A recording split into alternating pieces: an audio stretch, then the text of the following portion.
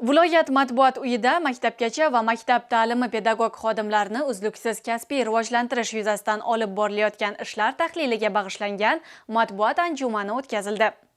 Matbuot anjumanida Samarqand viloyat pedagogik mahorat markazi direktori Anvar Sobirov hamda boshqarma mas'ullari tomonidan maktabgacha va maktab ta'limi tizimida pedagog xodimlarning uzluksiz kasbiy rivojlanishini ta'minlash, ularning professional kompetensiyalarini oshirish hamda xalqaro baholash dasturlariga, xususan Perlis 2026 tadqiqotiga tayyorgarlik ko'rish bo'yicha amalga oshirilayotgan ishlar to'g'risida axborot berildi. Anjumanda ta'kidlandiki, 2025-yil oktyabr oyidan boshlab pedagoglarning kasbiy kompetensiyalarini oshirishga qaratilgan kasbiy rivojlanish kuni va kasbiy rivojlanish soati tadbirlari tizimli ravishda yo'lga qo'yilib, 12 ta fan yo'nalishi bo'yicha 11.273 nafar yetakchi o'qituvchi mashg'ulotlarga jalb etilgan. Joriy yilning aprel oyida o'quv mashg'ulotlari muvaffaqiyatli yakunlandi.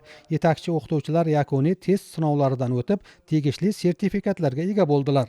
Bu esa pedagoglarning kasbiy jihatdan o'sishini ta'minlash va uzluksiz rivojlantirish tizimi samarali yo'lga qo'yilganligini ko'rsatmoqda.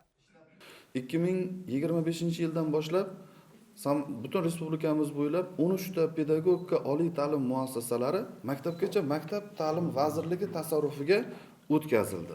Bundan ko'zlangan asosiy maqsad aynan o'qituvchi bo'ladigan, kelajakda pedagoglik faoliyati bilan shug'ullanadigan mutaxassislarni mukammal tayyorlashga va tizimli tayyorlashga va uzluksiz ta'lim tizimining maktabgacha ta'lim, umumiy o'rta ta'lim, oliy ta'lim va oliy ta'limdan keyingi bosqichlarini bir zanjir sifatida tizimga birlashtirish maqsadida shu ishlar amalga oshirildi. Prezidentimizning qarorlari bilan oxirgi 3 yillikdan beri 4+2 tizimi yo'lga qo'yildi. Bugun auditoriyada o'qigan bo'lajak o'qituvchilarimiz o'z bilim, salohiyat, malaka ko'nikmalarini sinfxonada, darsda, maktabda yoki bog'chada sinab ko'rishi va bitiruvchi sifatida qo'liga bakalavr yoki magistr akademik darajasini qo'lga kiritganda bemalol faoliyat yuritishga tayyor bo'lishi maqsad qilingan.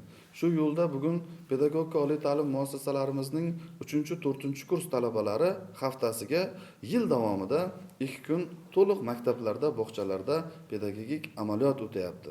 Bu ham tizimni, bo'lajak o'qituvchilarni sohaga yaqinlashtirish, fanga yaqinlashtirish, o'quvchilarga yaqinlashtirish, kelajakda pirovard natijada ta'limni sifatini oshirishga o'zini ijobiy ta'sirini ko'rsatadi. Anjumanda shuningdek, o'qituvchilarning ilg'or tajribalari va zamonaviy metodikalarni ommalashtirishning yangidan joriy etilgan tizimi haqida ham ma'lumotlar berildi. Tadbir ishtirokchilarini qiziqtirgan savollarga javoblar qaytarildi.